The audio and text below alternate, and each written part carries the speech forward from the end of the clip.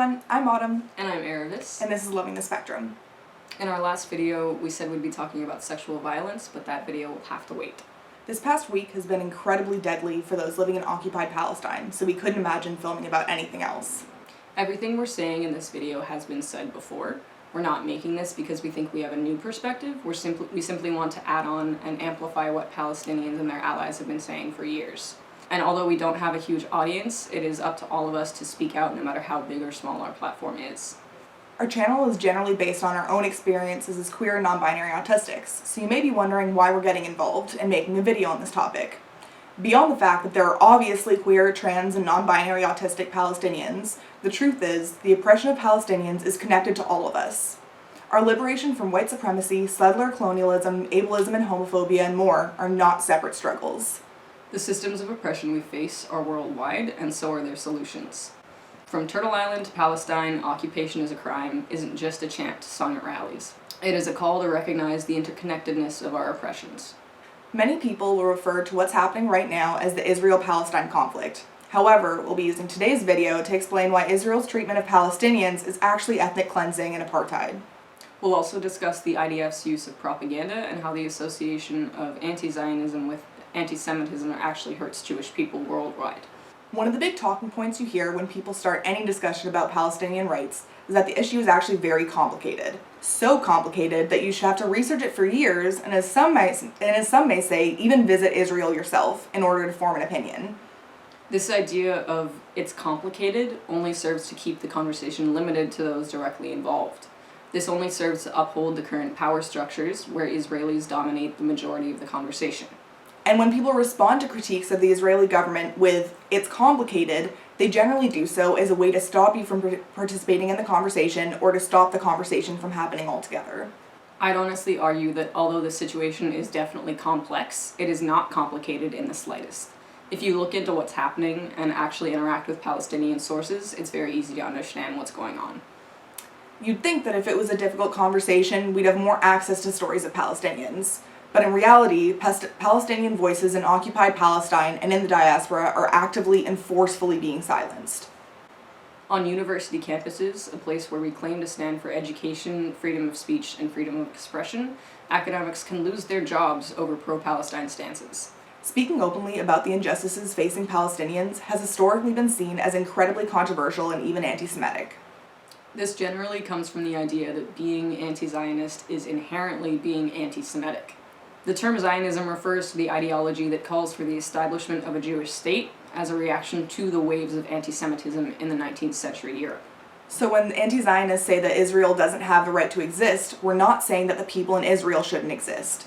We're saying that the state as it currently exists, and the state as a force of power, should no longer exist. There should no longer be a settler state that holds power over Palestinians. Instead, Palestinians should be given the right of return and self-determination. The original creators of Zionism as an ideology wrote statehood into its definition. The conflation of Zionism and Judaism is where many people get caught up, and this is what leads many to believe that this conversation is inherently anti-Semitic. The truth is, not all Jewish people are Zionists, and not all Zionists are Jewish. There are Jewish folks all around the world that oppose Zionism as an ideology and have been calling for the end of Israel's treatment of Palestinians. Similarly, there are large groups of evangelical Christian Zionists that support Israel purely for anti-Semitic reasons. Evangelical Christian support of Zionism cannot be ignored.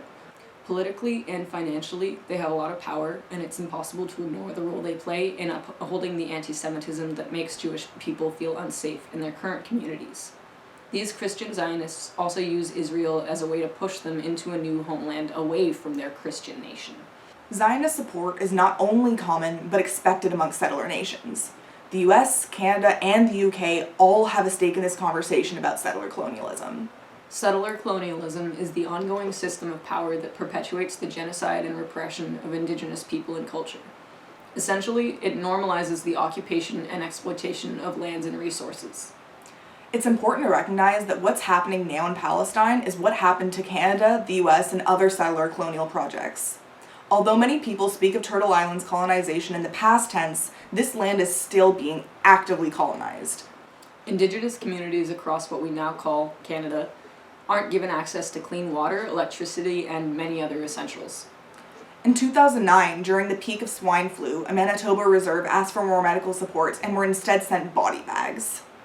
Now in 2021, with COVID, we're seeing disproportionate deaths affecting Indigenous populations due to a multitude of factors that all stem from white supremacy and colonization.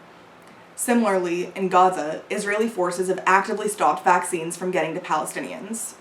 Ethnic cleansing is more than just bombs. It's also restricting medical care and making their land completely unlivable, constantly over-policing and labeling any and all defense as terrorism. If you label all self-defense as terrorism, what humanity can you possibly see in someone? If you can only ever see the violence and not the despair that leads to the violence, then you value your own fear over their humanity. I think it's really important to talk about fear because people make a lot of decisions based on fear. Fear of the other, fear of making mistakes, and fear of accountability. People use fear as a reason to do awful and horrific things, but because the actions are based in fear, we can have trouble calling them out. For example, white women's fears of rape and sexual violence has historically been used to discriminate against black men. Fear is a real emotion, but it can be built on false pretexts, like black men being more violent. This specific example alone has been used to justify lynchings, Jim Crow, and mass incarceration. Israel and the IDF know that fear is powerful, and they use that to their advantage.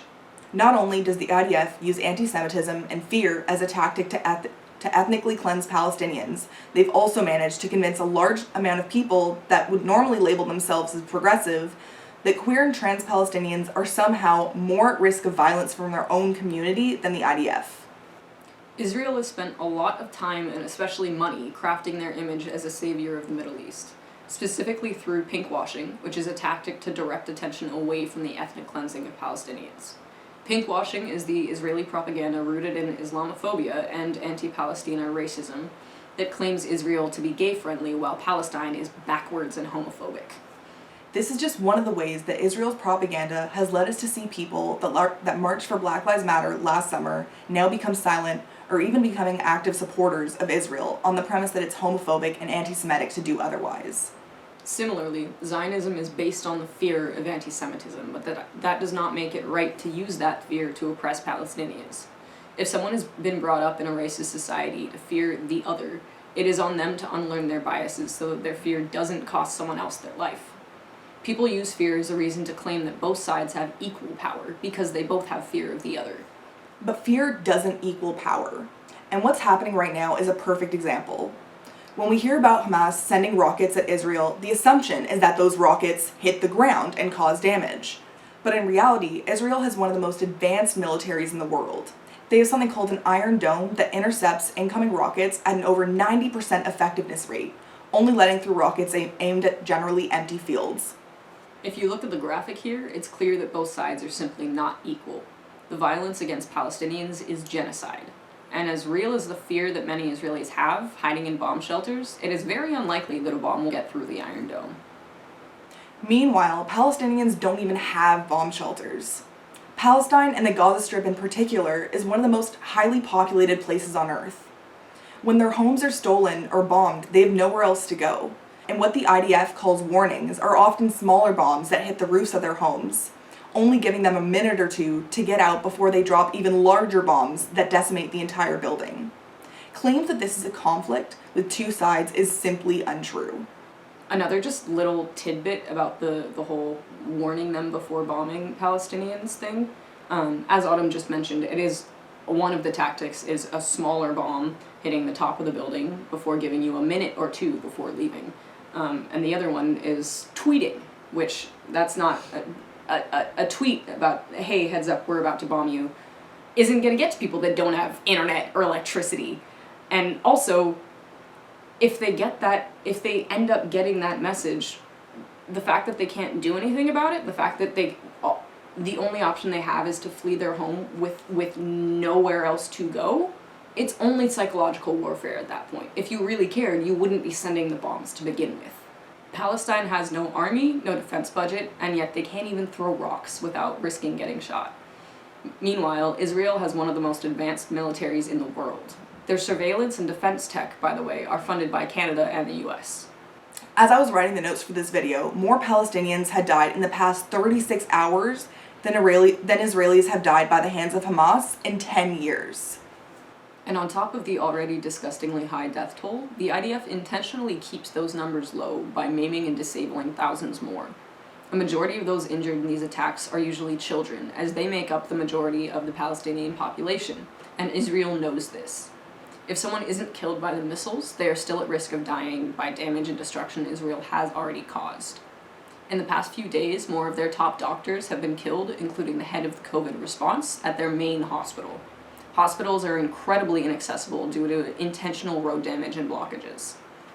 On top of the physical and psychological violence faced in occupied Palestine, Palestinians in the diaspora are constantly subjected to the psychological violence of knowing what's happening and having almost no ability to do anything about it. The violence that Palestinians face on a daily basis is unimaginable. To believe that Palestinians deserve to live through an occupation with no rights and no ability to defend themselves is to intentionally ignore their humanity. The question now can only be, what do we do from here? We can't let people stop this conversation any longer. It's clear that what's happening is ethnic cleansing and it needs to end. Palestinian organizers have been clear with what they need from us. 1. Amplify Palestinian voices. 2. Support BDS. 3. Call your government to impose sanctions on Israel. BDS stands for Boycott, Divest, and Sanction, and it works specifically to target Israel's economic ability to fund their genocidal project against Palestinians. Palestinians have told us that supporting BDS is the bare minimum, so please do what you can to boycott products and push organizations you're a part of to support BDS in ways that you can't as an individual. Learning about the violence that Palestinians face is difficult in so many ways, but I encourage you to not look away. Instead, look closer and direct that anger at all colonial powers. What we are seeing now, live in front of our eyes, has happened to Indigenous people all over the world and continues to happen where many of us live today. We encourage you to take action to support Palestinians and also reflect on the land you reside on and ask yourself what you're doing to support global and local Indigenous sovereignty. That's it for today's video. I'll be including some social media accounts to follow below so you can support the movement to free Palestine. Bye.